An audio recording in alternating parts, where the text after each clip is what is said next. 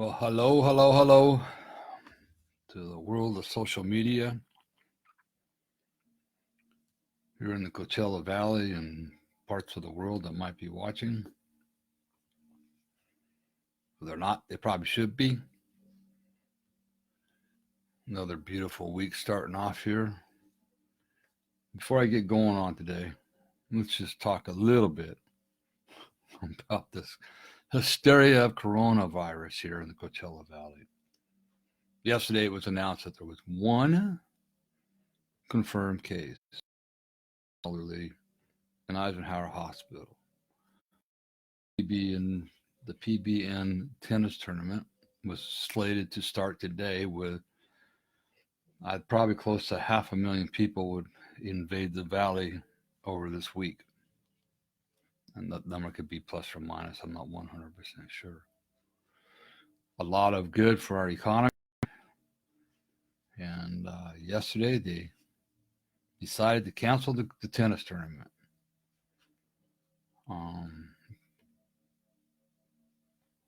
Over this hysteria of the coronavirus, which is basically, from what my understanding is and talking to different medical people, nothing more than a flu virus. And in fact, it's not even as bad as a flu virus from what I've been told.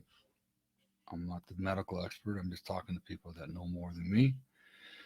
The problem is they just don't have the vaccine yet for it. So in the meantime,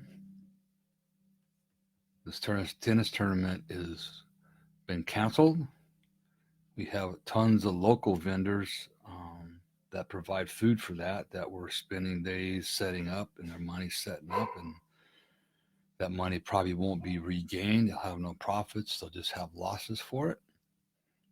There was a story I heard about a couple that drove in from Canada, showed up to their hotel only to find out that the tennis tournament had been canceled. So, flights from around the world are coming in. Going to be pretty devastating, I think, to our economy, local economy here in the valley, which, as much as I dislike the traffic that all this, the tennis tournament and the concerts bring into this valley, it does a world of good for our local economy and our businesses here. So, and then I heard about this, but I didn't believe it until I was at the store last night and all the toilet paper's gone. There's no toilet paper in the store to be bought. Talked to the checker there. She says she went to Costco 3 times to get water and they have zero. People are buying pallets of water, not just cases, but pallets of water from Costco. Myself, I mean, the mass hysteria that's caused by media is pretty funny. So I just wanted to talk about that a little bit. I think it's quite hilarious. Yeah, we all need to be careful. I'm not going to argue that point. As with any kind of flu, we went through the swine flu. We've gone through this stuff countless times before in our time. So just be careful. If you are feeling sick, stay home. Don't go out in public. I try to do that myself. I mean, countless times. Excuse me. I've been in meetings and people walk in sicker than a dog. It's like, why are you even here? So just use common sense. Stay home if you're not feeling well. Just take care of yourself, and don't be spreading the sickness to everybody else in the valley. So, and from what I understand, this is only really, the coronavirus is really only attacking the elderly, just the elderly, not the youth, not even the babies, from what I understand. But take precautions. I know our church is taking a lot of precautions, so I think it's something we need to do. But canceling the tennis tournament, I think overboard. And I don't know. I know that for sure was canceled, and I'm hearing rumors about Coachella and possibly Stagecoach. Just rumors. I don't know that that's true at all. So don't take it to the bank. Although it wouldn't surprise me, but that's coming up next. So, anyways, enough about that. Let's get into what I am going to be talking about today. And we are still on chapter 10, um, Confronting the Perpetrator. Confronting the Perpetrator, part 2. This is a pretty, I have people ask me about this all the time. I'm going to read the quote that we put with chapter 2. The demon that you can swallow gives you its power, and the greater life's pain, the greater life's reply. The demon that you can swallow gives you its power, and the greater life's pain, the greater life's reply. So when you think about that, the greater life's pain, the greater life's reply, how are you going to reply? It's a lot of pain, this demon of abuse. Let's just call it what it is. It's the enemy attacking, trying to destroy the lives of many people and men and kids, and it's a demon. And the pain that causes throughout life is excruciating to some extent.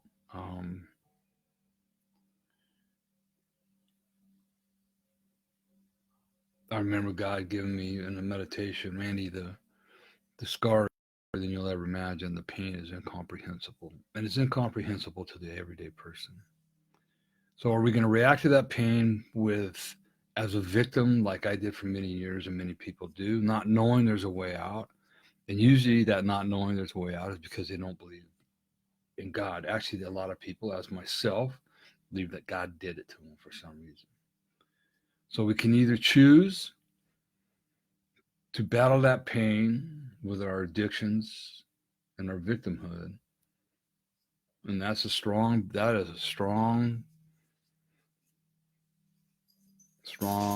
reply.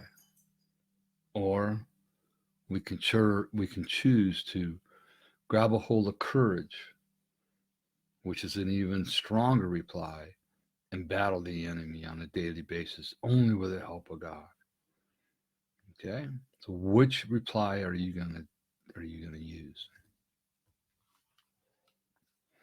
I want to start today too. I want to refresh everybody on something about abuse. What is abuse? And it doesn't matter. I'll read this and it pretty much clarifies it.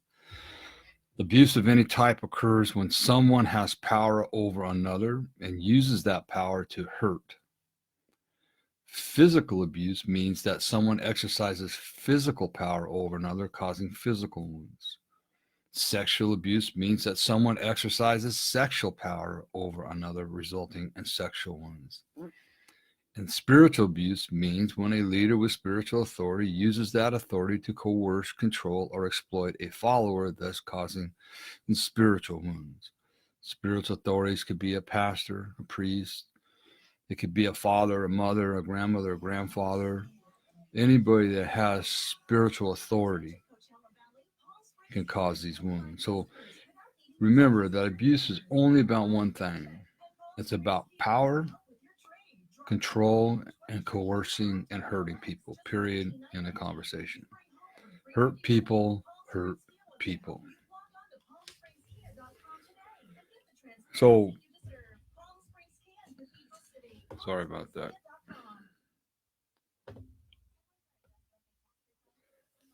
So this week we're going to talk about examining the motives. You could say a lot of people confront me about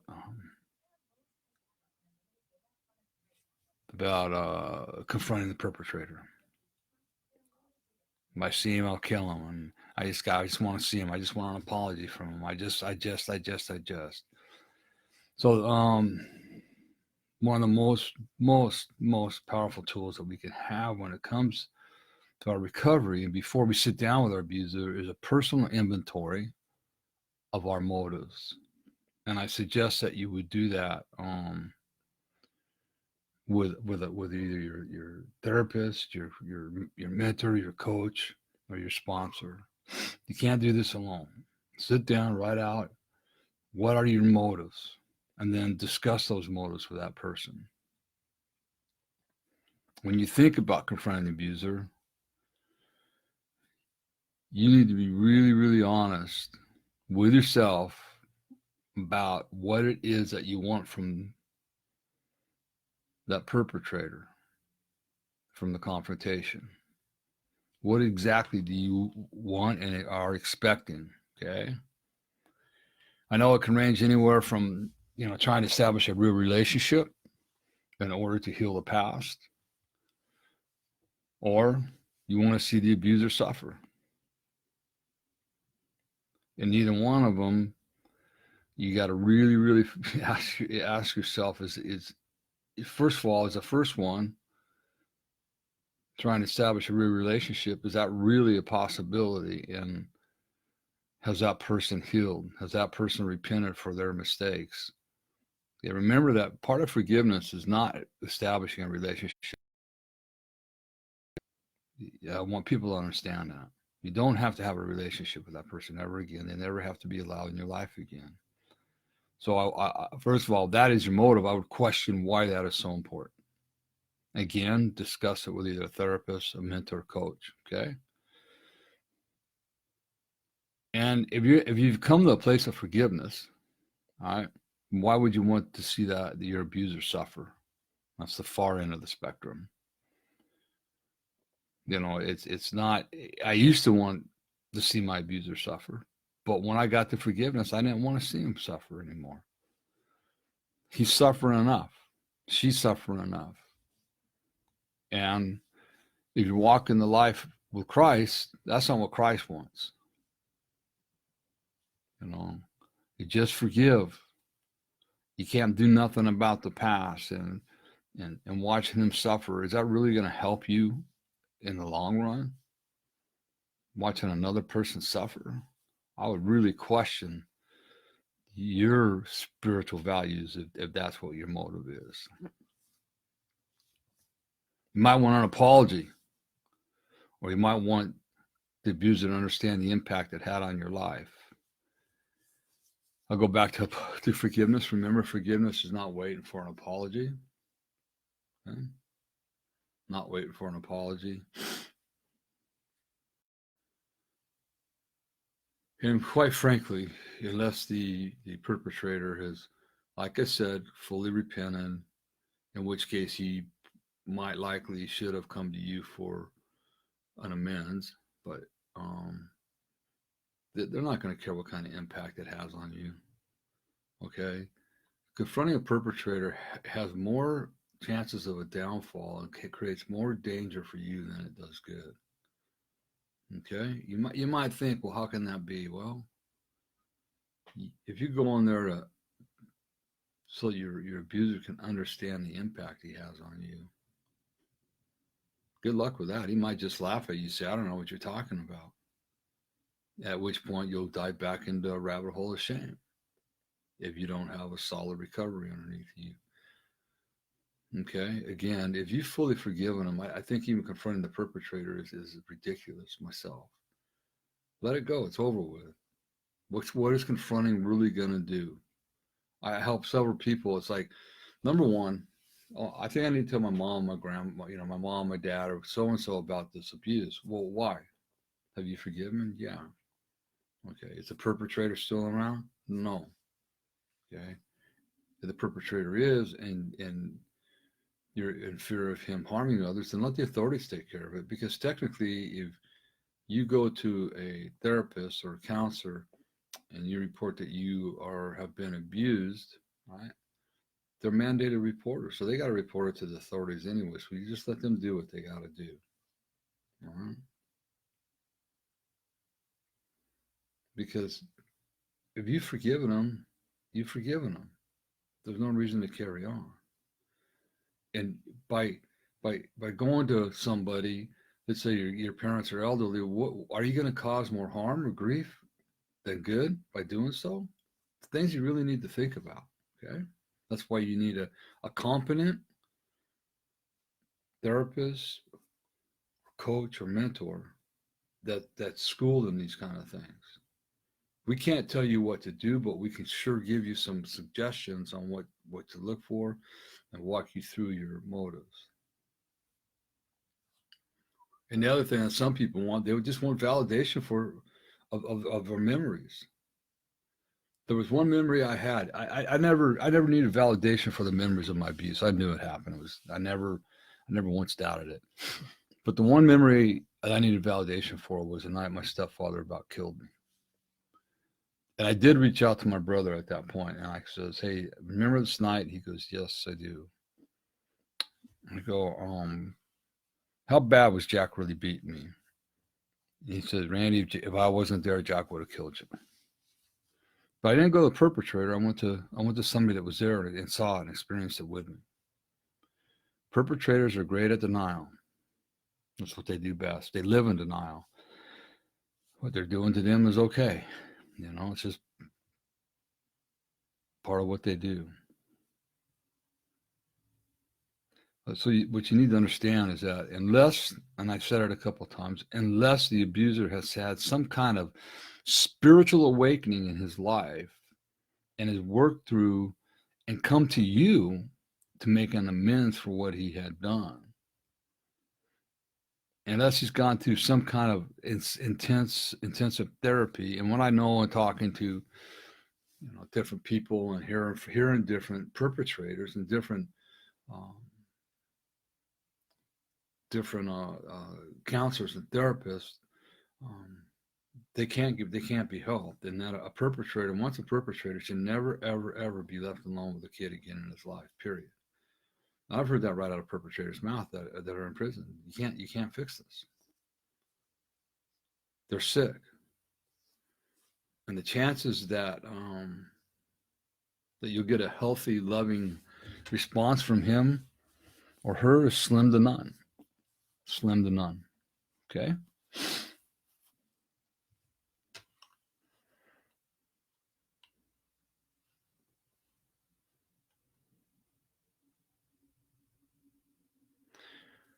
It's really important that you walk into this again. What's your motive? But not expecting to get a satisfying apology or a gesture of remorse from your perpetrator. It's a 99% chance that ain't going to happen. Okay.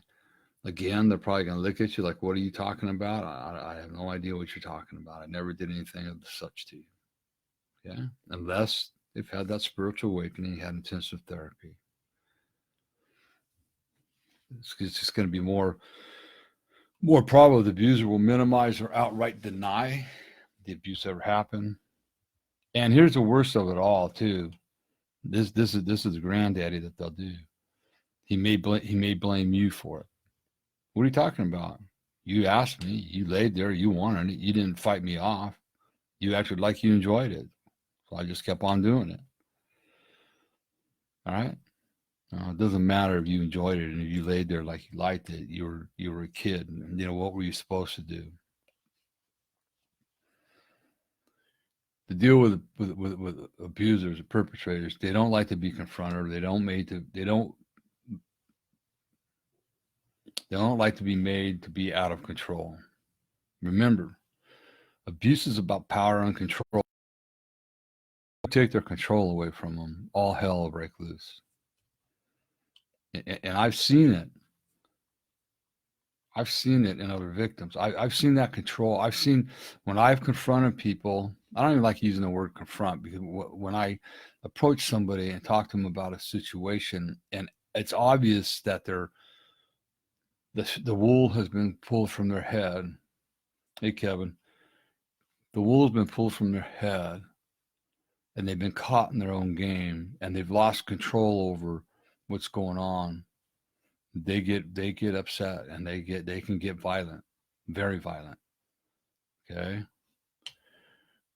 Again, remember I said at the beginning of this that sexual abuse is never about sex. It's only about control and domination that appeals to sexual predators or physical abuse predators or spiritual predators. Remember, abuse, period, whatever it is, sexual, physical, emotional, spiritual, it's only about power, control, and manipulation and coercing. Power over you in any way they can. Like I was just saying, when they feel their control is threatened, things will go downhill very, very quickly and can turn into a very violent downhill crash. Okay. And it might not be physical violence, but emotional violence, which is just going to tear at the soul by saying a bunch of things that aren't true about you. You need to be prepared. Again, I don't suggest confronting perpetrators.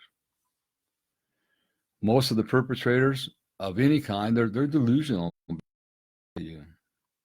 One, they think it's okay. Well, it happened to me, so it's got to be okay. As a matter of fact, I can remember years ago watching Oprah Winfrey and hearing a perpetrator on Oprah Winfrey. And he says, well, he goes, it happened to me, so what's the big deal? Boy, I wanted to go through the TV after him. That was far before I was in any kind of recovery. So it's it's entirely possible they don't even believe they did anything wrong. They're that delusional. They say it's just they think it was right. Some people, I talked to one perpetrator myself several times, and he just says, I grew up in a family that's all we did. Sexual abuse was normal to them and throughout their whole family. So to some people, it's like, well, it's just the way life is. But these people are also, this one in particular person also was pretty messed up because of it.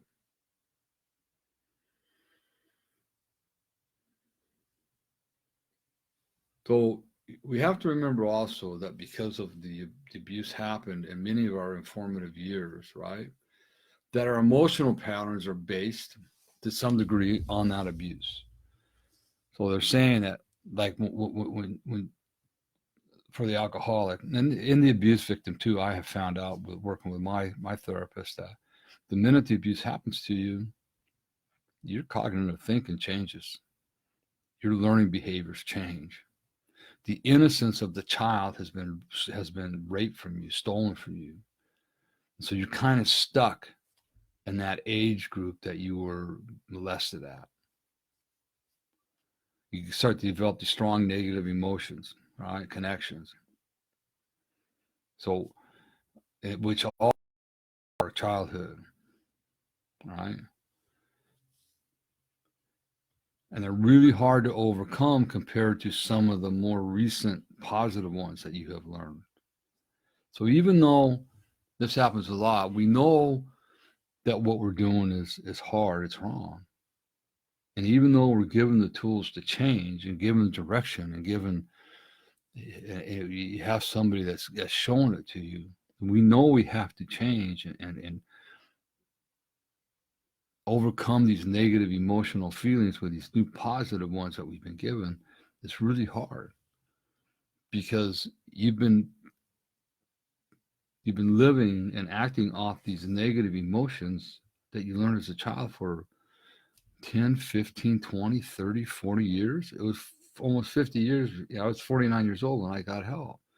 So you have all these negative thought patterns, all these negative belief patterns that we're working on rewiring and your neural pathways. We want to get rid of the old recordings with new recordings in these neural pathways. So it's really, really hard, and it takes time. And I don't want to be a Debbie Downer. I'm just being real about it. I mean, I work with a lot of people, and they struggle with it, right? And that's okay. That's part of that's part of the journey. When I wrote this book,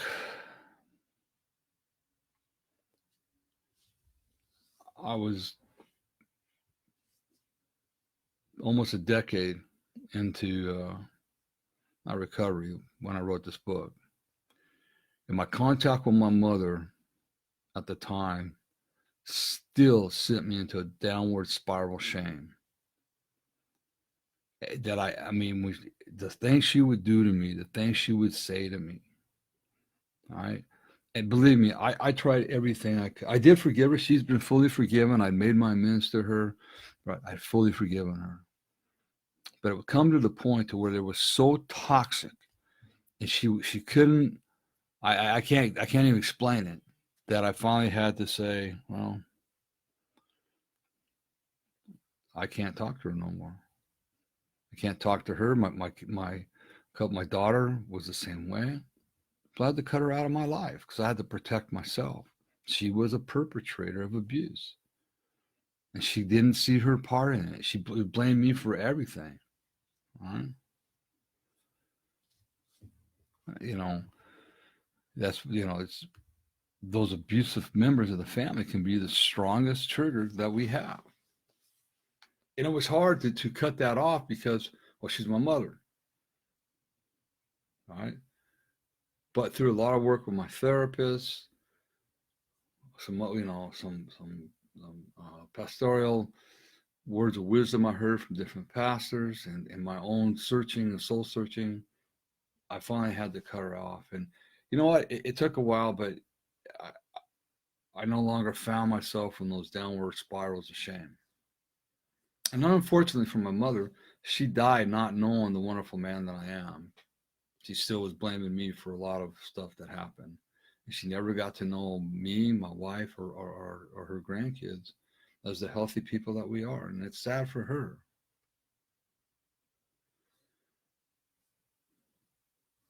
Make sure that if you're going to confront your perpetrator, it's far better to be over prepared when you go see him.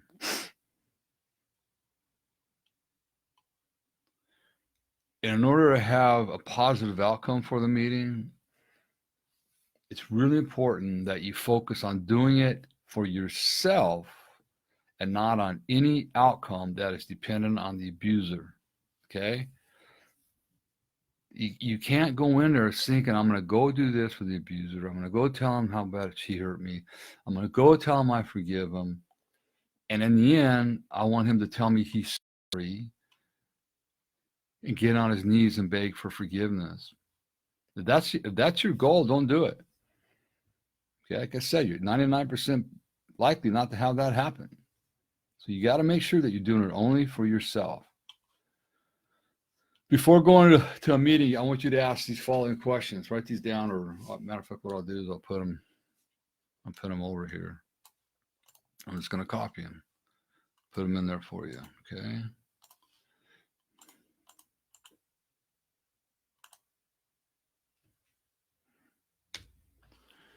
Okay. Ask these questions. To whom do I want to talk to and why? Okay, that's one.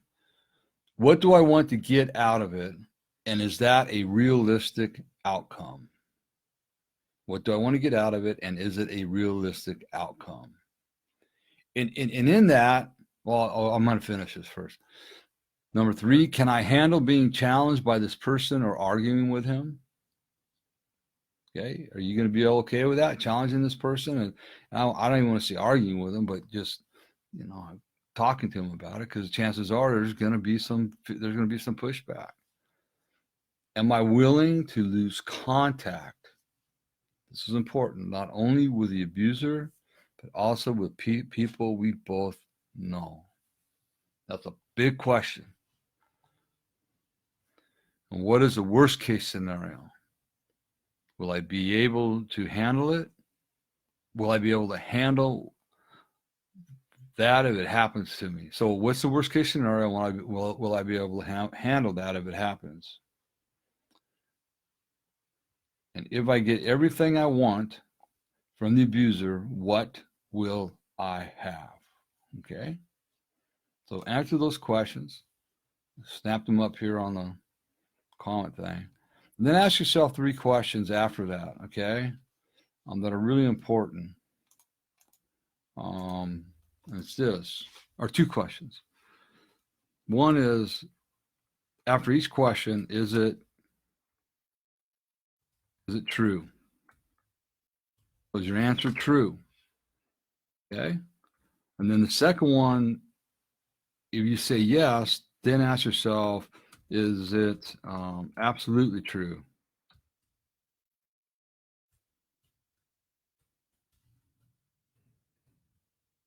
Okay. 2 questions after each question that I want you to ask yourself. Okay.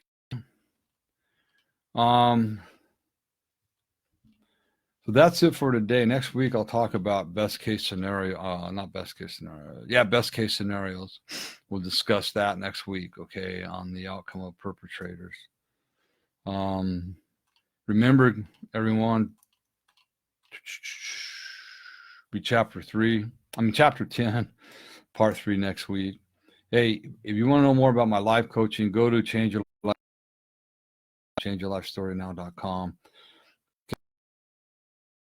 I am Simba certified. It's a great little test that you can do. Simba stands for Save Your Marriage Before It Starts. We also do it with married couples, and it has been proven to be a really, really good tool for pre-marriage and even people that are married. But we do marriage counseling, work on addictions, abuse, inner healing, and spiritual. So just check out my life, changemylifestorynow.com. You can read about the 3 packages I have on there, and then you can reach out to me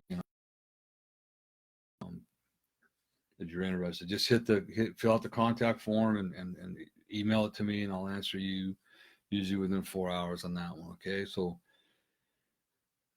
don't wait too long, because you deserve to have a better life, and we all have hurts, habits, and hangups. Our mission is to make sure that you all work towards and gain the life that you deserve to have. Okay, you get my book Healing the Wounded Child Within on Amazon. Amazon.com. It's in paperback, Kindle, and audiobook, all 3 of them. And I'm just going to ask that if you have already purchased my book in any form, read my book in any form, or if future purchasers, just do me to Amazon real quick and just write me a small write me a small review on there for it. Just take a couple minutes and you do that for me. It really helped me out a lot. I appreciate it very much. Also, remember we have our workshop starting, our first one this Saturday, March 14th. Personal communication. I really want to encourage you to come. It's going to be a really powerful workshop.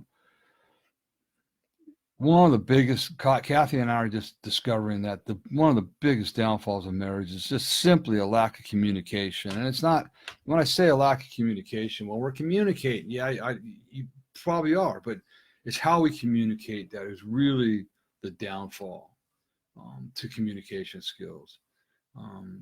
And so we're going to go into that, different ways to communicate, why we communicate the way we do, how we can change. And it's rather, it works good across the board for your spousal relationships, with your children, with your friends, with your employees, your employers, co-workers. Communication is the key to any kind of a successful relationship. It's the key. So I really, really encourage you to sign up for it. Just go to, I'll put the link down here as well. And it's just go to the page and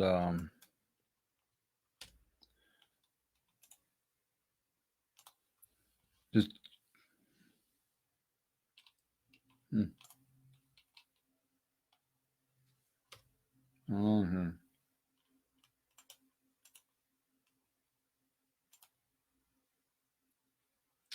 the heck.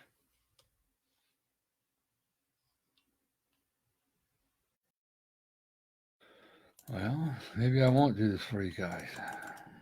Not wanting to. Oh, anyways, if you go to the page, I'll get it up there somehow for you.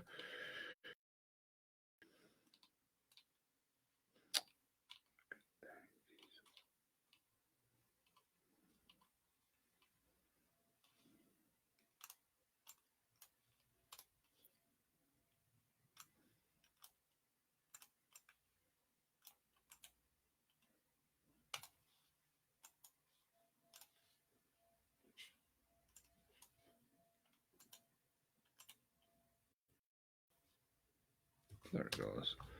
Okay, it's up there. There's a link on the comment page here. Just go to there. You can click on the register now button, and You can read about all 4 workshops we're going to have through the year, and the last one will be about the communication workshop. Press the register now button, and it's one-stop deal. You can register there and pay everything right there online. Okay, I look forward to seeing you all there, and be sure to check out the Courageous Healers website, courageoushealers.org. Hey, and we're always looking for contributors. Doesn't have to be a whole lot, $5, $10, $15, $20. If you wanted to give a one-time donation or become a monthly donor, that would be great. We can't do this foundation without your support. We're just working on building more workshops, more programs to reach out to the public. I'm starting to get people to come into me, but I need your help. Okay. So anyways, nobody tells you they love you today. Randy does. More importantly, God does. Everybody have a super blessed day, and I'll see you next Monday, same time, same channel. Bye.